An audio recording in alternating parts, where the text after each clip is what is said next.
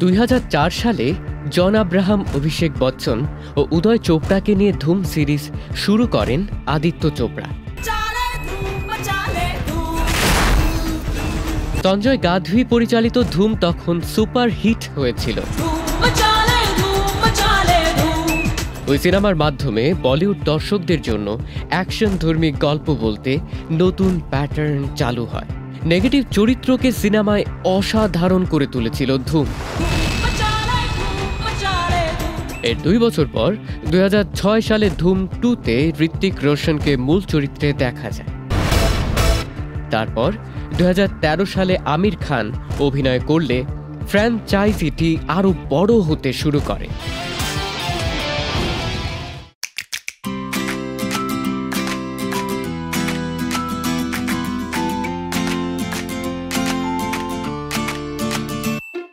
দীর্ঘদিন ধরে দর্শক ধুম 4-এর অপেক্ষায় আছেন। সিনেমাটি নিয়ে নানান সময়ে নানান গুঞ্জনও শোনা গেছে। অবশেষে ধুম 4 নিয়ে আপডেট তথ্য জানা গেল। পিঙ্কভিলার প্রতিবেদনে বলা হয়েছে, আদিত্য চোপড়ার তত্ত্বাবধানে যশরাজ ফিল্মস ধুম 4 নিয়ে এখন প্রি প্রোডাকশন পর্যায়ে আছে। সূত্র জানিয়েছে, ধুম আদিত্য চোপড়ার প্রিয় একটি ফ্র্যাঞ্চাইজি। বর্তমান সময়ের সঙ্গে সামঞ্জস্য রেখে ফ্র্যাঞ্চাইজিটি পুনরায় পর্দায় আনার সিদ্ধান্ত নিয়েছেন তিনি। আগের মতো বিজয় কৃষ্ণ আচার্যের সঙ্গে যৌথভাবে ধুম 4 বা ধুম রিলোডেডের চিত্রনাট্য তৈরি করেছেন আদিত্য চোপড়া। সূত্র জানিয়েছে, 4র্থ পর্বে তারা দর্শকদের ভিন্ন ধর্মী কিছু উপহার দিতে চান। ধুম 4-এর প্রধান চরিত্রে অভিনয় করবেন রণবীর কাপুর। এ বিষয়ে দীর্ঘদিন ধরে রণবীরের সঙ্গে আলোচনা চলছে। গল্পের ধারণা শুনে তিনি আগ্রহ দেখিয়েছেন। আদিত্য চোপড়া মনে করেন, ধুমকে আগের মতো করে এগিয়ে নিয়ে যাওয়ার জন্য রণবীর কাপুরই ঠিকঠাক পছন্দ।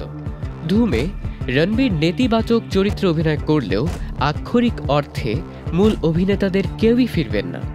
তরুণ প্রজন্মের 2 বড় নায়ক ধুম 4-এ পুলিশের জুটির চরিত্রে অভিনয় করবেন বলে জানা গেছে। এখন যেহেতু মূল গল্প প্রস্তুত করা হয়ে গেছে, তাই পুরো টিম এবার কাস্টিংয়ের দিকে এগিয়ে যাবে। ধুম 4 শুধু ধুমের সবচেয়ে বড় চলচ্চিত্রই হবে না, ভারতীয় সিনেমাতে বিশ্বমানের ফিচার ফিল্মও হবে। যশরাজ ফিল্মস 2025 সালের মাঝামাঝিতে একজন চলচ্চিত্র নির্মাতাকে বেছে নেবে। মজার বিষয় হলো, যশরাজ ফিল্মস আগামী 5 বছরে ওয়ার 2, আলফা, মর্দানি 3, পাঠান 2, টাইগার ভার্সেস পাঠান ও ধুম 4-এর মতো কয়েকটি বড় চলচ্চিত্র নিয়ে কাজ করতে চাইছে। ইতিহাস কে শাহিদ আসমাইন, চ্যানেল আই।